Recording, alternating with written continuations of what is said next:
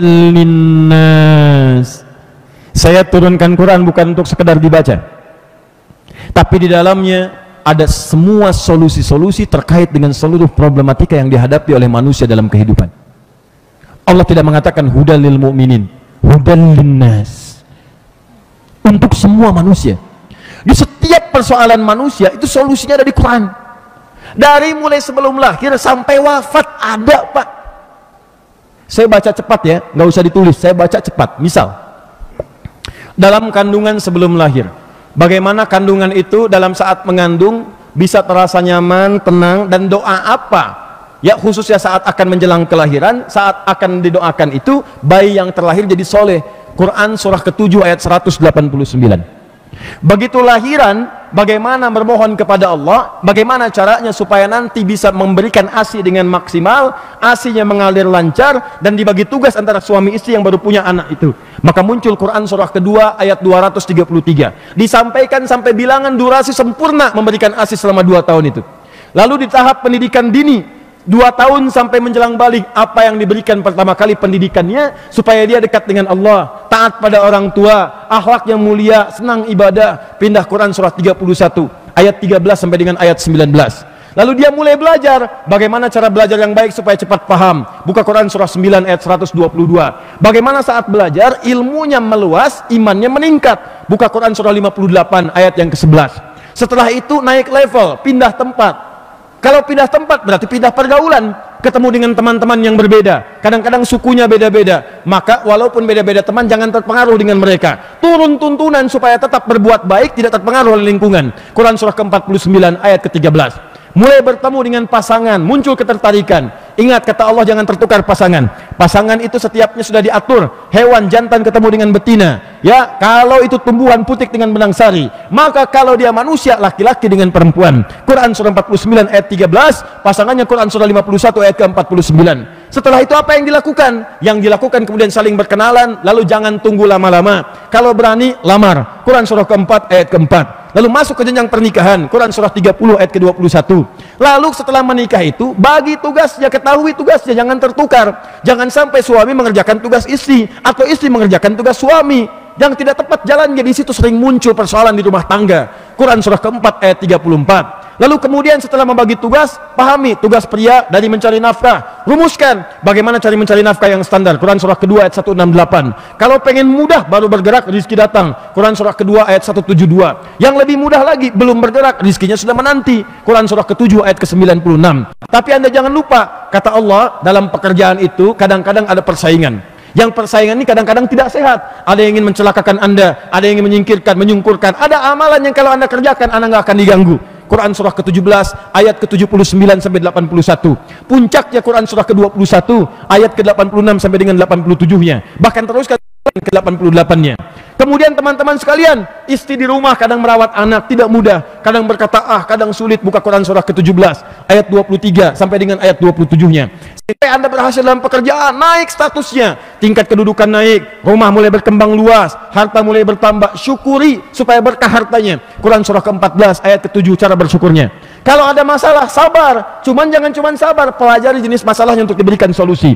Cara umumnya Quran surah kedua ayat 214. Rincian masalahnya Quran surah kedua ayat 155 sampai 157. Sampai usia 40 tahun masih ada orang tua Anda. Kata Allah, Anda berbakti pada orang tua. Anda jangan lakukan dan jangan pahami kalau Anda sukses itu karena Anda, bukan. Boleh jadi orang tua Anda yang ibu Anda menangis malam-malam, bapak Anda bekerja, doa mereka 70%-nya saham terbesar untuk kesuksesan Anda. Maka puncakkan bakti kepada mereka. Turun Quran surah ke-46 ayat ke-15-nya. Setelah itu naik lagi sampai Anda kembali ke masa kanak-kanak, tidak sadar dengan keadaan. Quran surah ke-22, teman-teman sekalian, muncul itu ayat yang kelimanya. Kemudian setelah itu naik lagi sampai sepuh. Anda kira akan abadi? Tidak. Anda akan kembali kepada Allah. Maka belajar cara menghadapi ujung kehidupan supaya sakaratul mautnya nggak susah. Apa amalannya? Quran surah 89 ayat 27 sampai 30. Tapi kalau Anda nggak punya persiapan, ada ancaman, Anda susah nanti keluarnya.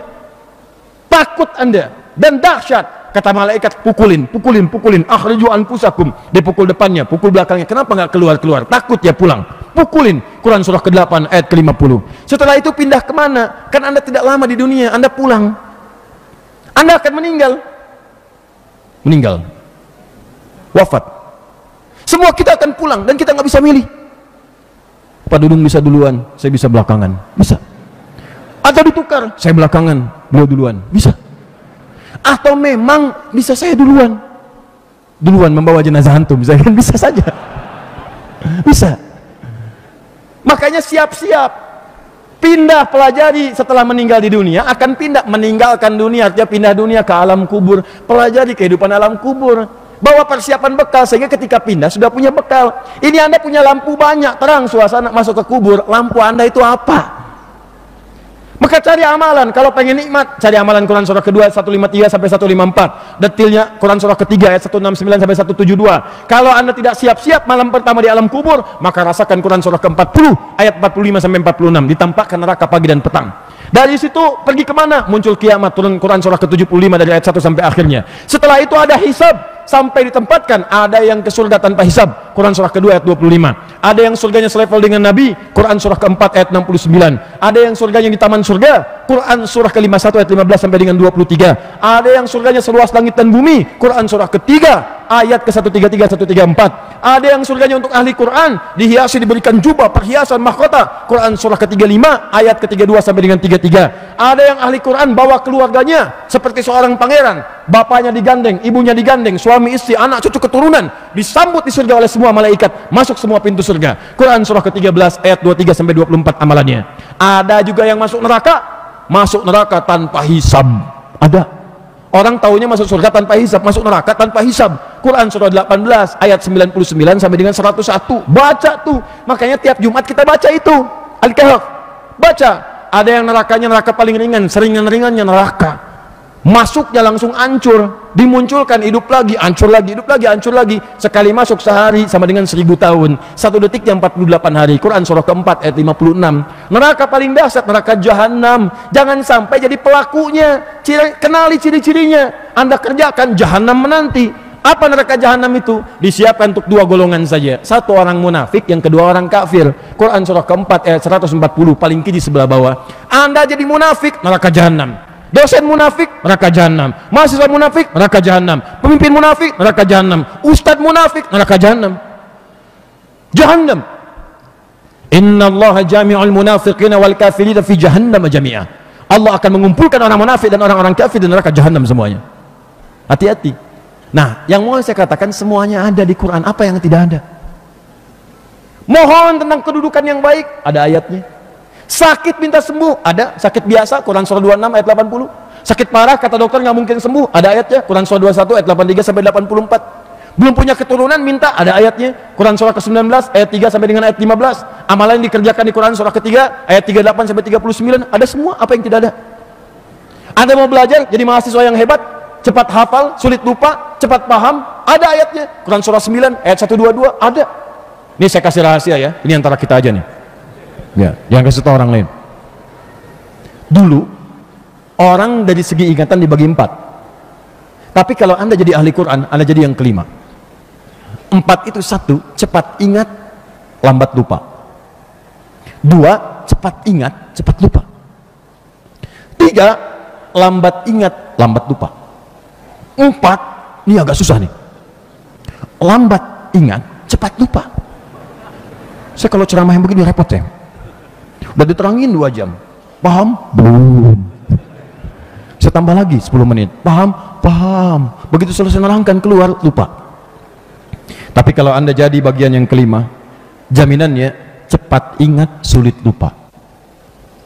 Jadi bukan mau ingat, mau lupa susah.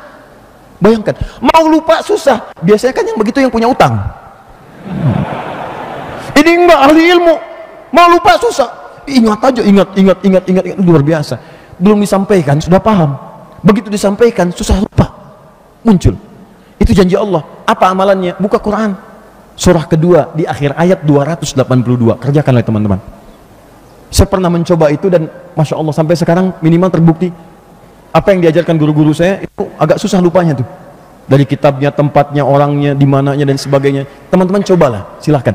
Quran surah kedua di ujung ayat 282, paling kiri sebelah bawah. Nah, saya mau katakan, jadi semua ada di Quran. Baca, pahami. Ini kan yang dibaca itu aja. tiap hari An-Nas lagi, minal jinnati wan nas. Kalau enggak jin itu manusia, ya pantas mimpinya ketemu jin terus.